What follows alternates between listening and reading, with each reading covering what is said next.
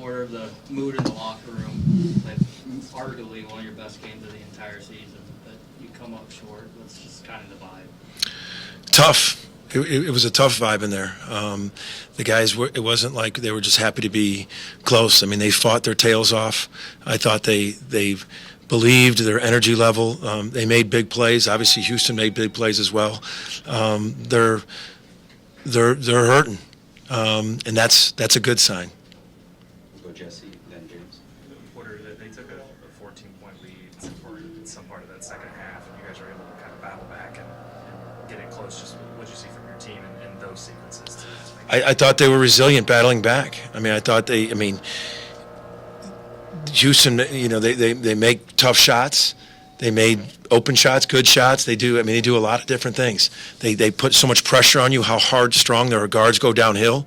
Cryer, Sharp, those guys made some high-level shots. And, but I thought we did too. I thought, you would have told me before the game, I really felt good. The guys did about some things offensively, bouncing back from Iowa State. We really had a lot of, film on the floor, talk about just being way more aggressive, not letting a turnover bother you. I thought we came in not wanting to have a lot of turnovers. We had 8. Our starting 5 had 5. I thought we talked about rebounding, how good they are rebounding. I think, the rebounding, they had 6 offensive rebounds. I mean, we played the best team in the country, but we fell short. And, the margin for error when you play a team that good is small. And a thing that sticks in my craw is they scored 5 points in the last second of each half. We executed a 2-for-1 perfectly. We went for a 2-for-1. That means there was like a 50-some seconds of shot clock. We went and tried to score and get the ball up there by 42. Scored, came down, and then got fouled again. With 3, we subbed, and we should have. We were in our complete shadow, we just let Cryer turn right around, drop. It's inexcusable. We perfect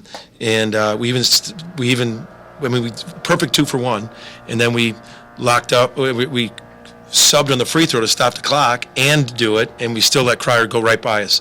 That 50-50 ball at the end. So those are tough, but those are learning things. But our guys played with so much heart and belief, and we got to springboard that and continue to do it. Playing a really tough Cincinnati team Tuesday. James. Calvin, Porter, it's such a great offensive game for you. In so many different ways. What did you think about your overall offensive play today? I thought we were really strong with the ball. I thought we executed. I thought we really spaced it. We wanted to really space them because we know how much they put pressure and hedge ball screens. So I thought our spacing was outstanding to start. They changed defenses 2 or 3 times. They changed ball screen coverage to a drop coverage. Then they started switching everything. Then they went to a zone. And I thought our guys did a good job. And but we, for us, there were certain things we didn't have an answer for. They go downhill so well. I mean, I remember one specifically, Shed going left and then stopping and kissing it off the glass, low shot clock. Some of the shots they hit, late shot clock, just high-level shots. Extremely, extremely well coached on both ends, as y'all know. And I thought both teams played really physical, and I thought both teams played at a high level. Sam, go ahead, Mark. Sam was lucky to have one of his better teams. Yeah. There's a lot of energy. He even scored his own post. Yeah. I thought he was really locked in. He took that Iowa State game hard. He only could play 3. He played 13 minutes. He got a couple fouls, and we talked about that. And I felt I thought Sam just played really physical, really good. Made a couple big baskets down the stretch as well. We went to him on a couple actions out of timeouts, and he came through.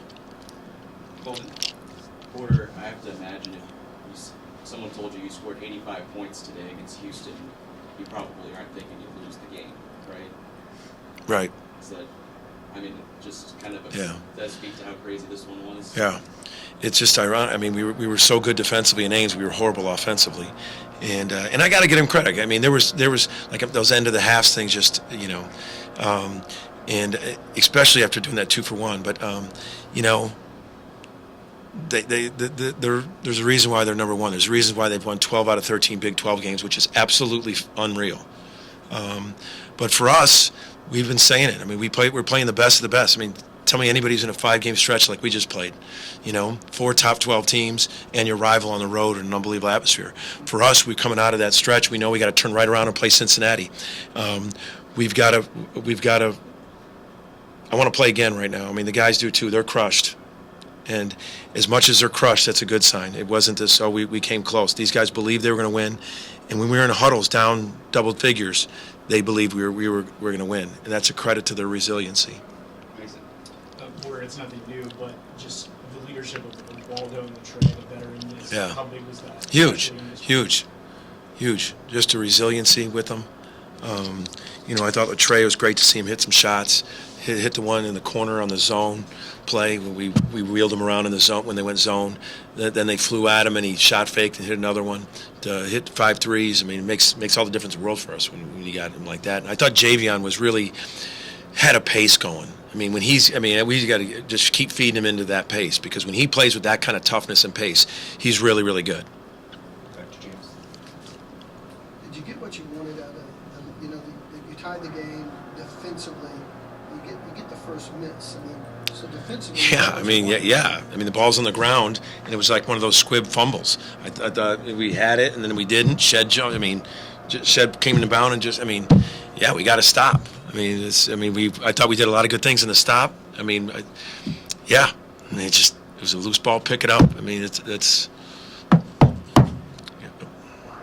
you see your offense obviously better? Did you see things you can take with you, or was it just guys making shots? No, we did a lot of good things. We spaced it so much better. The first half, we were ball tough. I thought we were so much more ball tough in there, and some of the actions that we didn't turn it over. I thought we played faster. You know, we really talked these last 2 days about playing with more of a pace than we did in Ames, and but for sure we executed way better tonight than we have against the best. I mean, their analytics are close to being the best defense in the history of defense. Sure, I'm not exaggerating. Look at the numbers, and so I thought we did way better. And then obviously it does help when you if you make some of those shots. You know, Waldo had a tough couple shots, and then he hit a big one in the corner. That's mental toughness. I think he had some bad misses, and then he turns around and hits a big one in the corner.